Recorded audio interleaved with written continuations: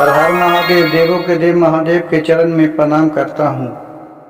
दुर्गा माँ के चरण में प्रणाम करता हूँ। सरस्वती माँ के चरण में प्रणाम करता हूँ। गणेश भगवान के चरण में प्रणाम करता हूँ।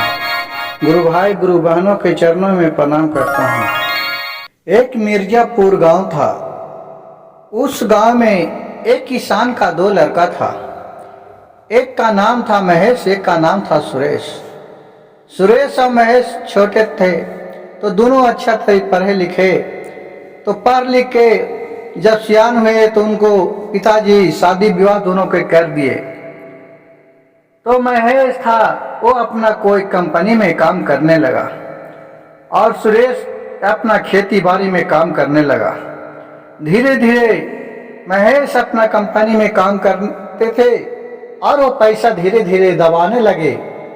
ये उसका औरत था जो कहा कि ये सब दे दे बहू, तब बाद में होने के का काम चलता है। उसी तरह वो दबाने लगा।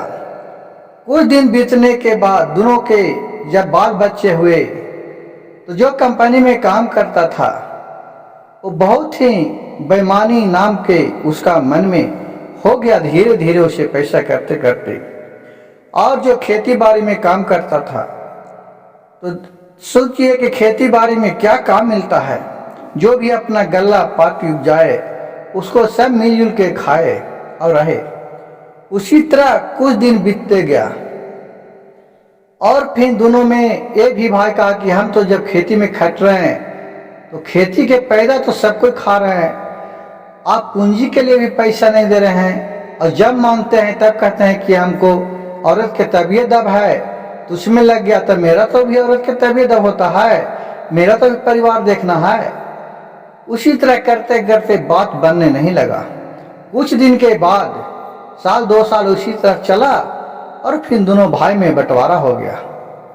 चलिए बंटवारा हो गया, फिर दोनों अपना कमाने खाने लगा। और जो कंपनी में काम करता था महेश वो तो पैसा रख ले था। कुछ दिन के बाद वो खूब खेत कीन लिया और घर बना लिया 2 तल्ला।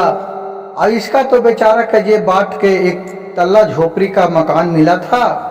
वही अपने 2 बाल बच्चा था, उसी के साथ अपना गुजर बसर झोपड़ी में कर रहा था। एक दिन के बात हुआ कि धीरे धीरे पहले खेती करने के लिए बहुत से किसान लोग थे कि एक ही जानवर रखते थे। तो कहते थे कि हाँ भैया जे हम दोनों के जानवर एक साथ करके और तुमको भी खेती होता है जो तू जोत लेना, हमको भी खेती होता है जो हम जोत लेंगे और जो कम बेसी होगा उसको हिसाब किताब अपना हो जाएगा। कहा कि ठीक है। दोनों भाई में सोचा कि ये दूसरे के यहाँ जाऊंगा। जब अपने भाइयों के साथ दोनों पार्टनरशिप में रह जाते हैं। महेश धीरे धीरे खेती कुछ अपने भी करने लगा, दोनों भाई खेती अपना अपना करने लगा। महेश ये था जो कंपनी में काम करता था उसका नियत ही बेईमान था। वो क्या करता था कि चुपे चुपे कुछ दिन दूसरा के भी खेत जोत लेता था इसका बैल से और नाम नहीं लेता था। उसी तरह इसको 2-4-10 गो के खेत जोत के पैसा ले लिया। तो इसको जबूर बड़ा कहा कि ठीक है भैया जी, कम से कम दूसरा को पैसा लेते हैं उसमें हमको तो भी कुछ होता है 4 आना भी। ठीक है आप 8 आना रखिए 2 हिस्सा, लेकिन 1 हिस्सा हमको तो भी दीजिए।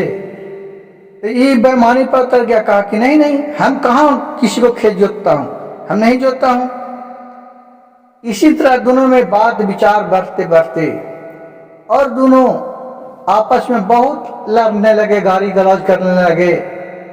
ओसी करते करते दोनों की औरत भी लड़ने लगी, उसको उकटा पुरानू करने लगी और उसको उकटा पुरानू करने लगी। फिर बात यहाँ तक बिगड़ गया कि कहा ठीक है हम नहीं जोता, तू नहीं जोता खेत लो, मैं गंगा जल रखता हूँ और तुम शंकर भगवान के मंदिर के में रख लेता हूँ लोटा और तू जाकर उठा लो, कसम खा लो तो हम छोड़ देंगे। उसका जो भाई था वो तो साला बेईमान था सुरेश बहुत पहले ही से, क्योंकि वो तो उसका औरत ही उस ढंग के थी बुरी निगाह वाली।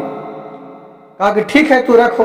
ये लोटा बेचारा रख दिया ले जाकर शंकर भगवान के मंदिर में और वो उठा लिया। कहा कि लो हम उठा लेते हैं हमारे कि हाँ हम किसी को खेत नहीं जोता हूँ, ये तुम बोलता है, झूठ बोलता है।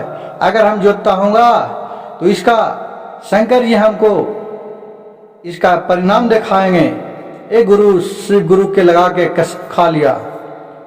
देखिए दोस्तों, आजकल कसम तो लोग बहुत खाता है, लेकिन सही का कसम नहीं खाना चाहिए। कब किसको पड़ जाएगा, भगवान कब कहाँ रहते हैं, उसका कोई नहीं जानता है। ये इसका किसान के छोटा सुरेश की औरत थी, बेचारी बहुत ही सच्ची और माया वाली थी। उसका बहुत माया किसी के ऊपर छूट जाता था। वो फिर गया किसान जो सुरेश था, बड़ा वाला महेश, जो कंपनी में काम करता था, वो एक दिन मोटर ले गया पटाने के लिए, और जब उसको मोटर खोल के निकालने लगा तो वो गिर गया, उसका पैर टूट गया और वो साल भर खटिया पर पड़ा रहा। गुरु भाई गुरु बहन सुनिए, को जो झूठे के कसम खाया उसको शिव गुरु ने तुरंत दिखा दिए कि बुरा का परिणाम बुरा ही होता है। और ये अच्छा तरी अपने 2 बाल बच्चा को पोस के रहने लगे, और ये अपने बच्चे को अच्छा दोनों बच्चे को संस्कार दिए और सुखी संपन्न रहने लगे। देखिए, जो जैसा कर्म करता है वो साही फल होता है, लेकिन दूसरे को बुराई भी अगर कोई करता है तो उसको बुराई देख के हंसना नहीं चाहिए।